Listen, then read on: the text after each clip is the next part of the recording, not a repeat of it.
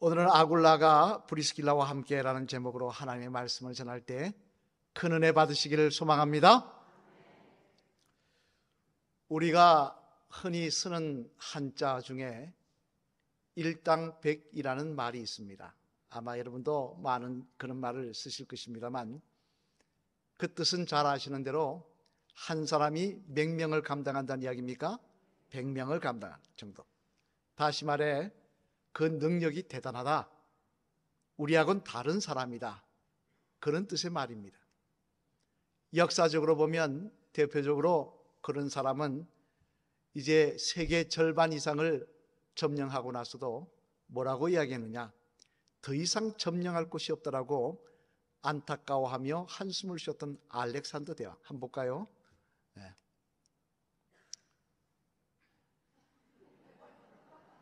저가 알렉산더는 아닙니다. 네. 제가 그렇게 하진 않습니다. 알렉산더 대왕, 오늘 첫날이라서 좀 버벅거립니다. 이해하십시오. 두 번째로는요, 군대가 도저히 넘어갈 수 없을 것이다, 여기로 쳐들어올 리가 없다라고 생각하며 그쪽 방어를 소홀히 했는데, 그 알프스 산맥을 사람만 넘은 게 아니라 대포까지 이끌고 넘었던, 그래서 내 사전에는 불가능이 없다라고 이야기했던 나폴레옹. 볼까요? 이번엔 바로 뜨겠죠. 이 나폴레옹. 이 나폴레옹 같은 사람을 우리는 흔히 일당백의 사람이다 라고 이야기를 합니다만, 이는 또한 초대교회를 섬겼던 사도 바울도 그의 이미지를 보면은 이런 일당백의 느낌이 나는 사람인 것이 사실입니다. 왜냐하면 여러분, 사도 바울의 몸이 정상이었습니까? 아니었습니까? 정상이 아니었습니다. 그죠? 그는 안질이라고 해서 눈도 나빴고요, 다리도 안짱다리가 되어서 오랫동안 걸어갈 수 있는 다리가 아닙니다. 거기다가 간질까지 있었습니다. 그런 몸을 이끌고 소아시아와 유럽을 돌아다니며 믿지 않는 사람들에게 복음을 전해서 교회를 세웠던 사람이 사도 바울이기 때문에 그렇습니다. 사실 우리들은 속회 하나 맡겨놔도 힘들어서, 목사님 다음에는 속회 좀 맡기지 마세요, 인도자 좀 그만하게 해주세요, 이렇게 불평하는데, 예수님을 한 명도 믿는 사람이 없는 동네에 가서, 오히려 예수님을 믿는 사람을 배척하는 유대인이 있는 그런 곳에 가서 말씀을 전하여 교회를 세운다? 쉬운 일이 아니죠. 정상적인 몸도 아니고 그런 몸인데, 그래서 우리는 사도 바울을 보면 어떻게 생각하느냐, 사도 바울은 일당백의 사람이다, 우리하고는 다른 사람이다, 우리하고는 근본부터가 다르다, 나는 깨어나도 그렇게 못한다, 죽었다 깨어나도 못한다 라고 미리 다른 사람이라고 선을 그어버립니다만, 하지만 로마서 16장 말씀에 보면요, 그러한 우리의 선입관을 깨어버리는 말씀이 기록되어 있는데, 우리 로마서 16장 1절로 3절까지 말씀 앞을 보시며 한번 같이 읽어보시겠습니다. 시작. 내가 갱그레아 교회의 일꾼으로 있는 우리 자매 베베를 너희에게 추천하노니, 너희는 주 안에서 성도들의 합당한 예절로 그를 영접하고 무엇이든지 그에게 소용되는 바를 도울지니, 이는 그가 여러 사람과 나의 보호자가 되었습니다. 너희는 그리스도 예수 안에서 나의 동력자들인 브리스가와 아굴라에게 문안하라. 아멘. 여기 보면은 무슨 말씀이 기록되어 있느냐, 바울이 이야기합니다. 나에게는 동력자가 있었다는 것입니다. 내가 한 게 아니라는 거예요. 내가 그 일을 다 이룬 게 아니라는 거예요. 나에게는 동력자들이 있었기 때문에 그 일을 이룰 수 있었다는 거예요. 물론 하나님의 은혜가 있었기 때문이었습니다. 하나님의 역사심이 있었기 때문이었습니다. 하지만 그뿐만 아니라 동력자들이 있었다는 거예요. 디모데, 실라, 누가 등등 많은 동력자들이 있었기에 나는 그 일을 감당할 수 있다고 그런 고백하고 있더라는 것입니다. 우리는 일당백이라고 생각했는데 아니더라는 거예요. 동력자가 있었기 때문에 나는 이 일을 감당할 수 있다. 나는 부족한 인간이었는데 동력자들이 있었기 때문에 이 일을 감당했다.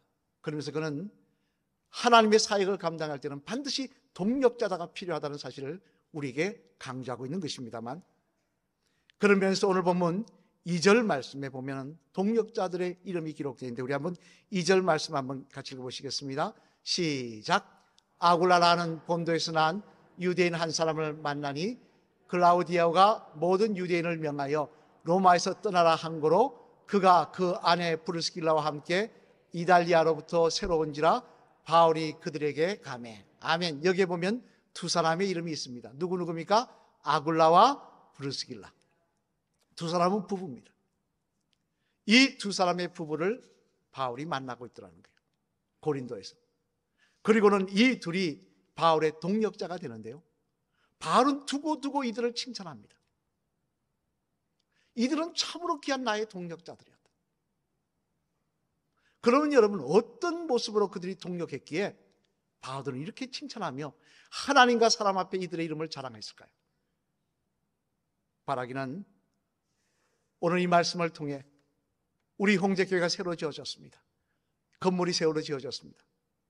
우리의 심령도 이 성전 안에, 또 이 성전도 하나님의 새로운 성령의 바람이 불어오기를 원합니다. 그러한 일에 저의 동역자들, 부족한 저를 통해서 하나님의 역사에 날도록 귀한 동역자들이 되시는 그런 저와 여러분 되시기를 주님의 이름으로 축원합니다. 그러면 아굴라와 브루스길라는 어떤 모습으로 사명을 감당했기에 바울은 이들을 자랑했을까? 한번 생각해 보면요, 먼저 첫째, 아무리 앞을 보시며 같이 한번 읽어보시겠습니다. 시작. 이 두 사람은 주님 나라 확장을 위해 자신들이 희생을 감수하는 사람들이었다는 것입니다. 뭘 했다고요? 자신들의 희생을 감수했다는 거예요. 로마서 16장 3절로 4절 말씀, 우리 한번 같이 앞을 보시며 읽어보시겠습니다. 시작. 너희는 그리스도 예수 안에서 나의 동역자들인 브리스가와 아굴라에게 문안하라. 그들은 내 목숨을 위하여 자기들의 목까지도 내어놓았나니 나뿐 아니라 이방인의 모든 교회도 그들에게 감사하느니라. 아멘. 이들이 뭐 했다는 거예요? 그들이 내 사도 바울을 위해서 자신들의 목까지도 내놓을 정도로 헌신했다는 것입니다. 그렇게 희생을 감수했다는 거예요. 사실 여러분, 성경에 보면 브루스가와 아굴라가 어떻게 희생을 감수하는지 내용이 곳곳에 기록되어 있는데요, 먼저 사도행전 18장 18절 말씀에 보면 이런 말씀이 기록되어 있습니다. 한번 같이 읽어보실까요? 사도행전 18장 18절입니다. 시작. 바울은 더 여러 날 머물다가 형제들과 작별하고 배 타고 수리아로 떠나갈새 브루스길라와 아굴라도 함께하더라. 바울이 일찍이 소원이 있었으므로 갱그리아에서 머리를 깎았더라. 아멘. 여기에 보면 바울이 고린도에서 지나다가 브루스길라와 아굴라와 함께 고린도에서 지나다가 에베소로 간다고 이야기합니다. 에베소로 갑니다. 그런데 재미난 것은 누가 같이 갑니까? 브루스길라와 아굴라도 같이 가더라는 거예요. 왜 가느냐? 에베소까지 가서 어디까지 거기까지 모아서 잘 환송해 주려고 멀리 따라가는 게 그게 아니더라는 거예요. 이들은 에베소에 살러 가더라는 거예요. 아니, 자기들의 집과 모든 삶의 기반이 다 고린도에 있습니다. 삶의 터전이 있습니다. 그런데 그거 포기하고 에베소로 가더라는 거예요. 왜 에베소 갑니까? 에베소에서 복음 전하려는 바울을 보조하기 위해서 가더라는 거예요. 만약 여러분 같으면요, 제가 내일 아침에 갑자기 장로님, 권사님, 집사님, 제가 하나님께서 말씀하시기를 일본에 가서 복음 전하라 그럽니다. 저는 일본 가야 되는데 장로님 같이 가시겠습니까? 권사님 같이 가시겠습니까? 집사님 같이 가시겠습니까? 뭐라 하시겠습니까? 목사님 미안하지만 혼자 가세요. 그래. 제가 어떻게 갑니까? 다 그러실 거예요. 근데 브루스길라나 아굴라는 가더라는 거예요. 왜? 바울 혼자 그 일을 감당하지 못할 걸 알고 같이 가서 돕더라는 거예요. 이뿐만이 아닙니다. 이들의 헌신은 고린도전서 16장 19절 말씀해 보면요, 또 이런 말씀이 기록되어 있습니다. 우리 고린도전서 16장 19절 말씀 한번 읽어보실까요? 시작. 아시아의 교회들이 너희에게 문안하고 아굴라와 브리스가와 그 집에 있는 교회가 주 안에서 너희에게 간절히 문안하고. 아멘. 자, 여기 보면요, 바울이 고린도에 있는 교회에 편지를 쓰면서 아굴라와 브루스갈라의 문안도 같이 전한다라고 이야기를 하는데, 재미난 것은 이때 아굴라와 브루스갈라는요 고린도 이 에베소에 있지 않았습니다. 분명히 아까 뭐라고 말씀드렸습니까? 바울을 도와 복음 전하겠다고 고린도에서 에베소로 왔지 않습니까? 그런데 이때 에베소에서 지나다가 이때는 에베소에 없더라는 거예요. 지쳐서 도망가느냐? 그게 아니다. 로마에 가 있더라는 거예요. 왜 로마로 가느냐? 바울이 이야기합니다. 내가 또 로마로 가서 복음을 전해야 되겠다니까 미리 로마로 이사 가서 그곳에서 자기의 집을 오픈하고 그곳에서 복음을 전하여 미리 교회를 만들고 있더라는 거예요. 여러분 대단하지 않습니까? 한 번은 책을 보다 보니까요 이런 질문이 기록되어 있는 걸 봤습니다. 참 생각지 않은 내용을 기록해놨는데요, 예수님께서 3년 동안 공생애를 사셨는데 그 공생애 동안 비용이 얼마나 들었을까 하는 내용이었습니다. 여러분 예수님 3년 동안 공생애 할 때 비용이 얼마나 들었을까요? 생각해 보셨습니까? 12명의 제자를 데리고 다녔지 않습니까? 그러니까 입이 13개입니다. 그죠? 입이 13사람이 이제 다니면서 먹어야 되는데, 그럼 예수님께서 매일 돌 들어 떡이 되라 하시라는 것도 아닐 거고, 돌이 금이 되라, 금 팔아오라 그렇게 하신 것도 아닐 테고, 음식을 사서 드셔야 되는데, 요즘 점심값이 얼마입니까? 제일 싸게 쓰면 10,000원, 9,000원 합니다만, 싸게 쓰면 5,000원만 잡아도 계산하기 쉽게 13명이 한 끼 먹는데 얼마입니까? 예? 65,000원. 계산 빨라요. 그러면 하루 먹는 데는 얼마입니까? 좀 시간이 걸리죠? 195,000원. 20만 원 든다는 거예요. 20만 원 하루에. 한 달 먹으면 얼마 듭니까? 근 600만 원 든다는 거예요. 그러면 1년 동안 이 13사람이만 먹고 자도, 먹는 것만 해도 얼마 드냐? 약 7천만 원이 든다는 이야기입니다. 작은 돈이 아니지 않습니까? 3년으로 치면 7천만 원이면 2억 천이 되는 거예요. 2억 천이. 그럼 그 돈을 다 누가, 예수님한테 누가 마련했습니까? 예수님 가시면서 헌금하라고 하신 것도 아닌데 누가 마련할까요? 이 문제에 대한 해답이 있는데요, 성경에 보면 이렇게 기록하고 있습니다. 누가복음 8장 1절로 3절 말씀 한번 같이 읽어보실까요? 같이 읽겠습니다. 시작. 그 후에 예수께서 각 성과 마을에 두루 다니시며 하나님의 나라를 선포하시며 그 복음을 전하실세 12제자가 함께하였고, 또한 악귀를 쫓아내신가 병 고침을 받은 어쩐 여자들 곧 7 귀신이 나간 자 막달라라 하는 마리아와 헤롯의 청지기 구사의 아내 요한나와 수산나와 다른 여러 여자가 함께하여 자기들의 소유로 그들을 섬기더라. 아멘. 무슨 말씀입니까? 이 많은 돈을 누가 댔다고요? 막달라, 마리아, 수산나 등 이런 사람들이 자기 재산을 팔아 예수님과 그 제자들이 사역을 감당할 수 있도록 도왔다는 것입니다. 그런 희생이 있었기에 예수님이 3년의 공생애 동안 마음껏 다니시며 복음을 전할 수 있었다는 거예요. 이들의 모습을 보시고 예수님 뭐라 하셨습니까? 요한복음 12장 24절 말씀에 보면 이렇게 말씀하십니다. 우리 한번 같이 읽어보실까요? 시작. 내가 진실로 전실로 너희에게 이르노니 한 알의 밀이 땅에 떨어져서 죽지 아니하면 한 알 그대로 있고 죽으면 많은 열매를 맺느니라. 아멘. 그들을 바라보고 하신 말씀. 한 알의 밀이 땅에 떨어져 죽지 아니하면 한 알 그대로 있지만 죽으면 많은 열매를 맺느니라. 희생이 있어야 열매를 맺는다는 거예요. 희생이 없이는 열매를 맺을 수가 없다는 거예요. 자기 집을 포기하고 자기 집안을 포기하고 로마로 가서 미리 집을 교회로 열고 복음을 전하는 데 앞장섰던 브루스가 아굴라가처럼 그런 희생이 있었기에 하나님의 교회는 세워질 수 있었고, 막달라 마리아 수산나 같은 사람들이 자기 소유를 팔아서 예수님과 제자들을 공양하는, 그 공양하면서 식사할 수 있도록 도와하는 그런 희생이 있었기에 복음은 전파될 수가 있었다는 거예요.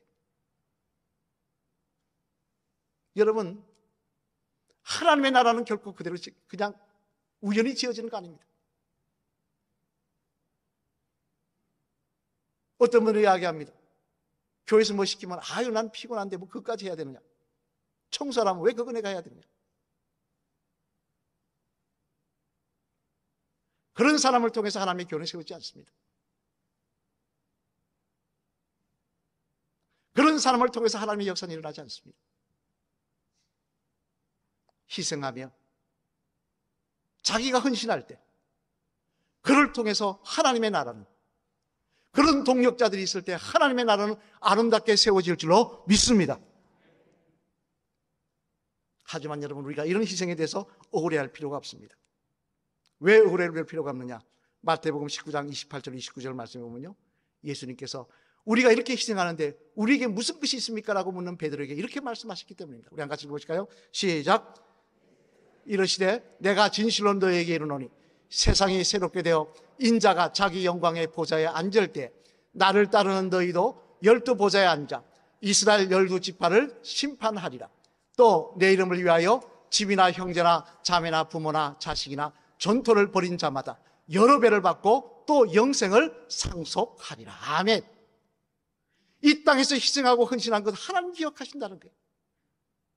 하나님 결코 헛되게 하지 않으시겠다는 거예요. 여러분의 헌신 하나님이 기억하실 줄로 믿습니다. 희생하고자 할 때 옆에서 마귀는 방해할 것입니다. 여론을 조성할 거예요. 불평의 말을 할 거예요. 하나님의 사람으로 서지 못하도록, 하나님의 교회가 서지 못하도록, 하나님의 역사가 일어나지 못하도록. 그럴 때 거기에 귀 쫑긋하지 마시고 사탄아 물러가라 하시며 헌신할 수 있는 주의 성도들 되셔서 하나님 나라에 상급이 많은 저와 여러분 되시기를, 이렇게 성전이 지어졌을 때 우리의 헌신을 통하여 세워졌다고 기뻐 찬양하며 감사할 수 있는 그 자리에 동참하는 저와 여러분 되시기를 주님의 이름으로 간절히 축원을 드립니다. 둘째로, 또 이들은 어떻게 바울을 도왔기에 이들에 대해서 이렇게 귀한 동력자들하고 이야기하고 있느냐? 같이 읽겠습니다. 시작. 이 두 사람은 주님의 나라 확장을 위해 중보기도로 바울을 돕던 사람들이었다는 것입니다. 뭐 했다고요? 중보기도로 도왔다는 것입니다. 로마서 16장 4절 말씀 다시 한번 읽어보시겠습니다. 시작. 그들은 내 목숨을 위하여 자기들의 목까지도 내놓았나니 나뿐 아니라 이방인의 모든 교회도 그들에게 감사하느니라. 아멘. 여기 보면 목까지 내어놓았다는데, 생명을 내어놨다는데, 이 생명은 육신적인 생명만을 이야기하는 것이 아닙니다. 영적으로도 그들은 목숨을 걸고 바울을 위해서 기도했습니다. 바울의 사역을 놓고 목숨을 걸고 영적으로 그들은 기도하는 사람들이었습니다. 굴린의 사람 시몬의 어머니 루포와 함께 그들은 기도하는 사람이었다고 문서에 기록되어 있습니다. 그들의 눈물의 기도가 바울의 사역의 역사를 일으켜냈다는 것입니다. 저는 여러분, 중보기도 하면 기억나는 제 경험입니다. 이야기했습니다. 아마 개인적으로 많이 말씀을 드렸기 때문에 다 아실 거예요. 저는 사실 이 자리에 있을 수 있는 사람이 아닙니다. 왜냐하면 옛날에, 지금부터 한 30년 전에 한계령에서 죽었어야 될 사람입니다. 눈길을, 저는 부산서 운전을 땄거든요. 운전 따가지고 면허 따가지고는 딱 장롱 면허라고 그러죠. 면허 따놓고는 한 달 정도 운전 조금 하다가 운전을 안 했습니다. 못했습니다. 할 데가 없으니까. 그런데 대학원 갔더니 저를 운전면허증 있다고 뭘 믿고 제가 참 믿음이 좋은 것 같아요. 뭘 믿고 저보고 운전하래요. 그것도 한계령 밑에서 1월 달에 올라갔습니다. 하라니까 갔죠. 좋다고. 운전 얼마나 해보고 싶습니까? 운전 딴지 한 달이니까. 올라갔어요. 더군다나 옆에 또 여학생이 앉았는데, 집사람이 저기 앉아있는데, 사귄 건 아닙니다. 그냥 대학원 여학생이 앉아있었는데, 여학생까지 옆에 앉아있으니까 마음이 두근거려서 더 멋지게 보이려고 운전 싹싹 하고 왔습니다. 우리 한계령 볼까요? 어떤지. 한계령 아시죠, 여러분? 이렇게 생겼지 않습니까? 여기를 올라갔습니다. 근데 3분의 2 정도 더 올랐으니 꼭대기에 거의 다가갈 때쯤에 눈이 없었는데 딱 돌았으니까 완전히 빙판이에요. 절벽이. 한계령 여러분 아시죠? 옆에 바리케이트 없어요. 차 떨어지면 박는 거. 아무것도 없어요. 차가 획 돌아가기 시작하는데 그냥 절벽 쪽으로 가는 겁니다. 지금도 눈 감으면 생생해요. 안 죽으려고 제가 있는 힘껏 핸들을 돌렸습니다. 아마 핸들 안 부러진 게 다행이에요. 죽을 살도 불렀는데 차 바퀴는 이렇게 되는데 차는 절로 절벽 쪽으로 갑니다. 죽었구나. 그런데 희한한 거는 차가 이렇게 가다가 이렇게 간 게 아니라 언덕인데 위쪽으로 이렇게 올라갔어요. 올라가서 요만한 공터가 있는데 그 공터가 한 2m 되는 공터로 쏙 들어가면서 나무 하나 딱 부딪히고 딱 섰습니다. 제가 이렇게 앉았는데 진짜 말 그대로 요 강대상 바로 앞에가 밑에가 절벽이에요. 이렇게 보입니다. 나무가 요만하게 보이고 바위가 요만하게 보입니다. 이렇게 보이고 물 지나가 강이 이렇게 보이고 보입니다. 아무 생각 없이 차 내렸더니 관광버스가 지나가던데 쓰면서 아니 차가 이렇게 우리를 건져주면서 뭐라 그러냐니까요. 그분이 뭐라고 이렇게 이야기합니다. 저 기억납니다. 지금도. 신기하다 그러면서 건져주는 거예요. 왜 신기하냐고 했더니 차 타이어밖에 쫙 나 있지 않습니까? 이게 분명히 차가 여기서 미끄러졌으면 분명히 절벽으로 가야 되는데 어떻게 산 위로 올라가서 요 위로 쭉 올라가서 저 안으로 들어갔지 그러는 거예요. 신기하다는 거예요. 자기도. 그러면서 이상하다. 어떻게 이렇게 떨어져야 되는데 우리한테 떨어져야 되는 데는 이야기를 못하고 자기 혼자서 떨어져야 되는데 이게 어떻게 이렇게 갔지? 그게 건져주는 거예요. 그래서 저는 농담으로 그랬습니다. 아, 전도사들이 5명이나 타고 있었더니 우리가 가면 천국이 시끄러울까 봐 그때는 제가 볼 땐 지옥 갔을 것 같아요. 저는. 왜? 예수님에 대한 분명한 믿음이 없었으니까 그때마다. 그런데 더 놀라운 사실은요, 그 다음날 들었습니다. 어머니가 전화 오셔서 뭐냐면 어제 별일 없으니 그러십니다. 그래서 거짓말했어요. 걱정하실까 봐 별일 없었다고. 그랬더니 하시는 말씀이 성령께서 너를 위해 기도하라고 어제 말씀하셔서 밤새 교회에서 저를 위해 기도했다는 거예요. 기도의 동력자들과 함께 해서 동지들과 함께 저를 위해서 밤새 기도하셨다는 거예요. 저는 그때 깨달았습니다. 차가 분명히 이렇게 가야 될 게 어떻게 언덕 위로 올라가서 빠져갔는지 어머니의 눈물의 기도에 들어가니구나. 어머니의 중보기도가 그 같이 기도하신 분의 중보기도가 이런 역사를 이뤘구나.